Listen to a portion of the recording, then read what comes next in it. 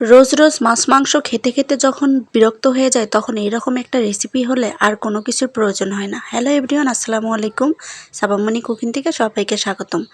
আজকে আমি এমন একটা রেসিপি আপনাদের সাথে শেয়ার করব যেটা খেলে আপনারা নিমিষেই এক থালা ভাত খেয়ে নিতে পারবেন।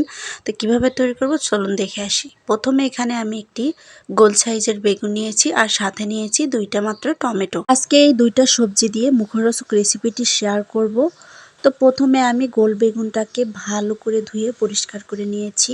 এবার নাইফের সাহায্যে সামনের বোটার অংশটা কেটে ফেলে দিচ্ছি আর নাইফ দিয়ে মাছ বরাবর দুই ফালি করে কেটে নিচ্ছি। তো এবার আমি নাইফের সঙ্গে বেগুনের মাছ বরাবর দাগ টেনে টেনে কেটে নিব। এতে করে রেসিপিটি বানানোর সময় বেগুনের ভিতরে লবণ প্রবেশ করবে। তবে আমি দুইটা বেগুনের মাঝখানে দাগ টেনে টেনে কেটে নিব। তো এবার আমি বেগুনগুলোকে এক সাইডে রেখে টমেটোগুলো কেটে নিচ্ছি। টমেটোর ভিতরের যে বোটার অংশটা থাকে সেটাকে নাইফের সঙ্গে কেটে দুই ফালি করে কেটে নিচ্ছি। সেমভাবে দুটো টমেটোকেও একই প্রসেসেই কেটে নিব। তো বেগুন আর টমেটো আমার ভালোভাবে কেটে নেওয়া হয়ে গেছে। এবার একটি পাত্রে উঠিয়ে নিচ্ছি বেগুন আর টমেটোগুলো। বেগুন আর টমেটো একটি পাত্রে উঠিয়ে রেখে এক সাইডে রেখে দিব। এবার রান্না করার জন্য আমি চলে যাব চুলায়। চুলায় আমি তেল দিয়ে প্যানটাকে গরম করে নিয়েছি। তেল যখন হালকা একটু গরম হয়ে আসবে এর মাঝখানে আমি কেটে রাখা বেগুনগুলো দিয়ে দিচ্ছি আর এক সাইড করে টমেটোগুলো দিয়ে দিচ্ছি।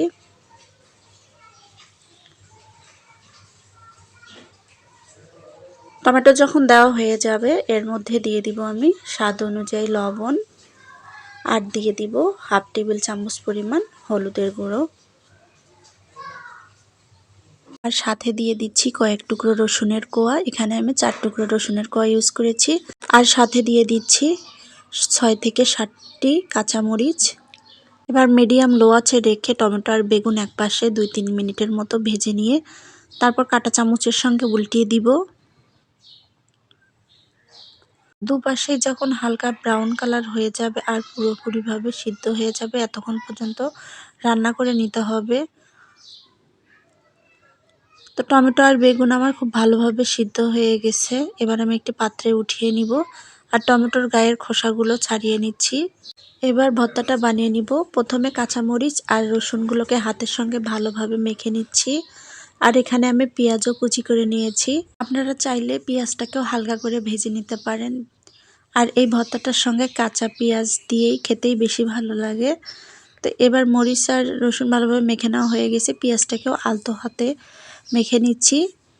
আস্তে আস্তে পেঁয়াজগুলো থাকলে এই ভর্তাটা খেতে অনেক বেশি ভালো লাগে আর গরম গরম ভাতের সাথে এই ভর্তাটা হলে আর কোনো কিছুর প্রয়োজন হয় না।